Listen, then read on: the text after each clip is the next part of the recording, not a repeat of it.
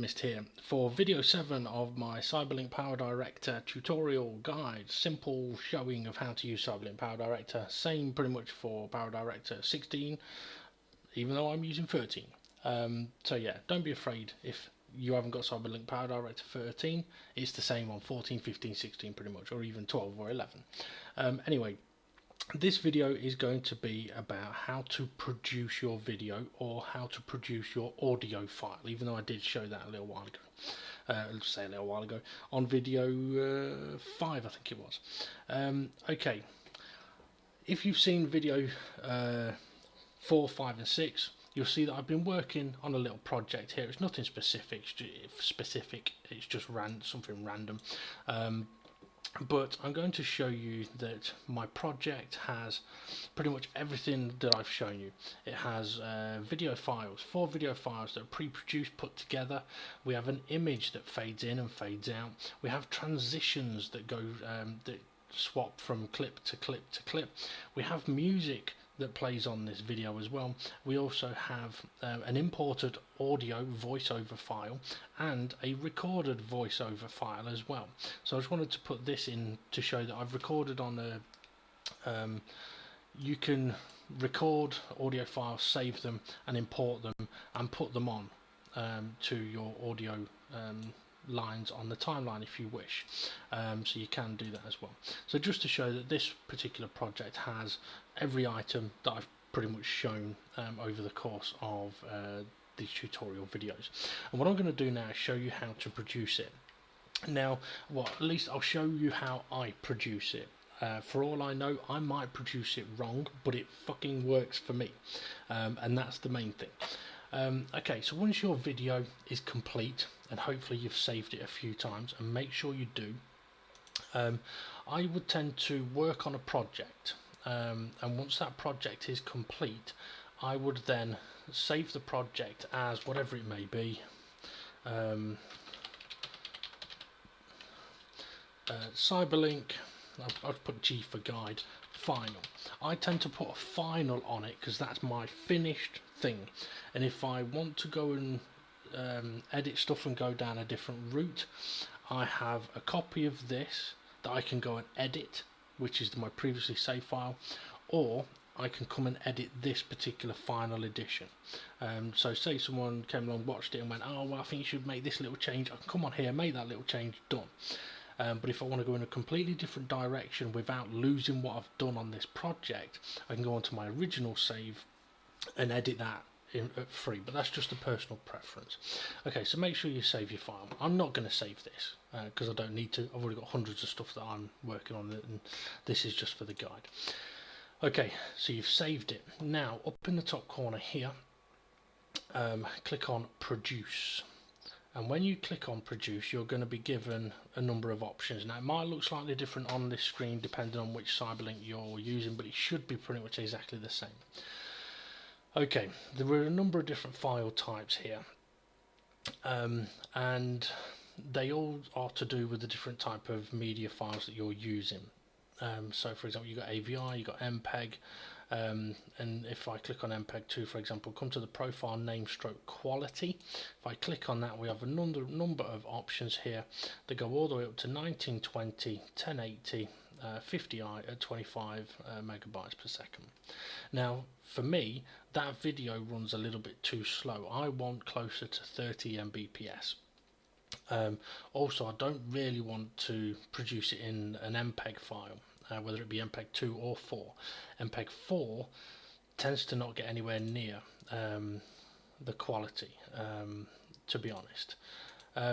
Now what I would tend to do, as my screen freezes for a second, is I use a specific one that works for me, that works on all of my videos. If you're just going to produce an audio file, click on audio file, and then you can choose your level of quality, how good you want your quality to be, and that will affect the different file size. However, if you're doing a video, also this might depend on what graphics card your PC is using. I don't know. As I said on video 1, I'm not massively computer savvy. I know for me and my computer, H.264 AVC is what I use for example, recording this footage that I'm doing now. So my recording of my PC, I use that particular file type. So for me, I go H.264. The profile type I tend to leave as default. And then on the profile name and quality, you'll see on here we've got a lot more options than we had on MPEG 2. There are a hell of a lot more options. They go all the way down to 4K. Now I'm not using 4K, but if you've got a 4K file and you've recorded it in 4K and you want to produce in 4K, you can. Just make sure you pick the relevant file to what you are using, to what video files you're using. Now for me personally, AVC 1920 by 1080 50p at 28 Mbps is what I use. That works very well for my videos. That's what I've been using all the time. There's no point me going any higher than that because I'm not on 2K or 4K, and there's no point me going any lower than that because it's just going to reduce the quality. It's either going to mess up the speed of the film, the frame rate of the film effectively, or it's going to run at 720 or 576. I don't want any of that. So I personally run at AVC 1920 by 1080 50p 28 Mbps. So select that, and then over here, down here, you would click these three dots next to output folder. You can choose the folder that you may wish to save it into. I'm going to save it into the video clips guide, but you could pretty much pick any folder from your desktop, wherever you want it to be. If you do not choose anywhere, the default, I mean, this is giving me this option of a file because I produced these 3 video clips earlier and selected this file for them to go into.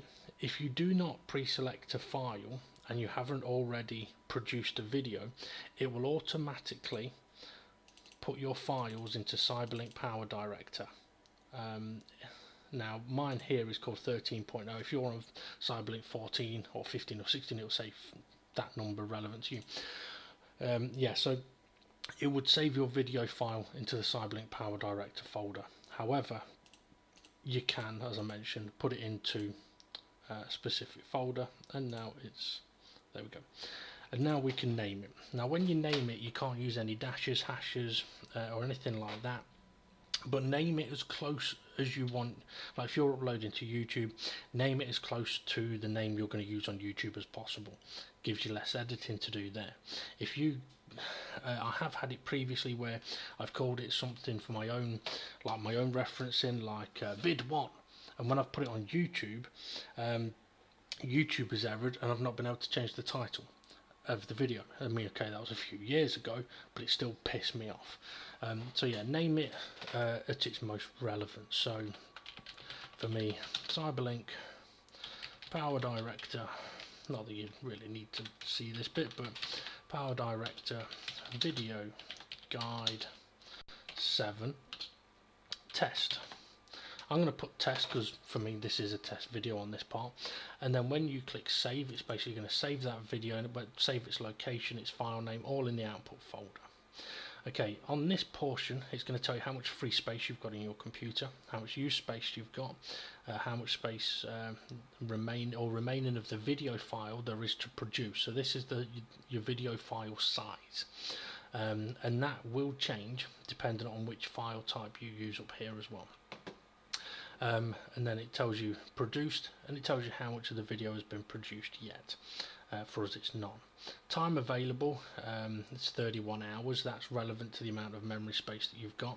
Time remaining will be how long it's going to take for your video to actually process, and time elapsed is how long has already passed. Okay, the video is not processing yet. For that we will have to click on start. Now over here you'll see fast video rendering technology is highlighted here. Now I'm trying to think, I'm pretty sure I don't usually use that, or unless I do and I've left it on automatic, but see what works for you. Now you can have it, for example here it says enable preview during production. Don't bother. you do not need it. While this is producing, you want your computer to be doing as little as possible, because this takes up a lot of power, it takes up a lot of memory, and it can often take a long time. I've mentioned before about uploading to YouTube while just using Powerdirector. The two conflict. Now, you can use your computer while you are processing, but make sure you do not accidentally close this, otherwise you will be fuming. But yeah, you can use your computer, but don't be surprised if it runs a little slower, like if you're loading internet pages or trying to watch a movie or something like that. But yeah, definitely don't click enable preview during production. You don't need to. Okay, now we're pretty much ready to just hit start, and when you do, the screen will change. Up in the top left corner, it will tell you that it's producing the movie. You can cancel it, you can pause it, and over here it tells you how long is left for it to produce the video, and you can also shut down computer after production if you wish. So if it is going to take a long time, like multiple hours, and you're going to do it overnight but you don't want to leave your computer on, you can select shut down computer after production, leave it producing. Once it's finished, it will save for you and it will turn your computer off. And that for me is a very handy tool. But to be fair, I kind of go on a little rule of thumb. I mean, this video that I've just done is not very long, so it's finished in like 20 seconds, but the rule of thumb that I usually go on is, I'm just going to click back to the edit page here, because when it has produced, click back to the edit page and then save it again.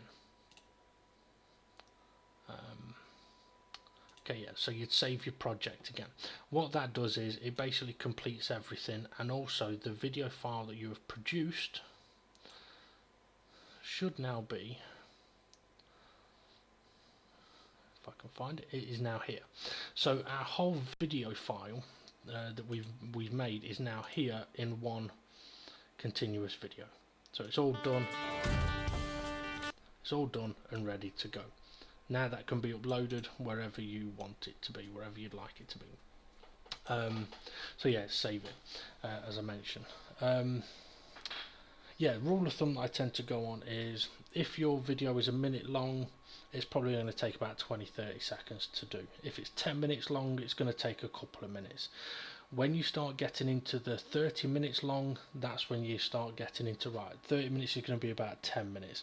An hour long video, you're probably looking about 20 to 30 minutes. A 2-hour video, you're probably looking about 40 minutes, is a rule of thumb for production. However, that is going to be dependent on the capability of your own computer. I mean, to be fair, my computer is, it's fairly capable. I might not be, but it is. So anyway, there we go. That's how to produce your video.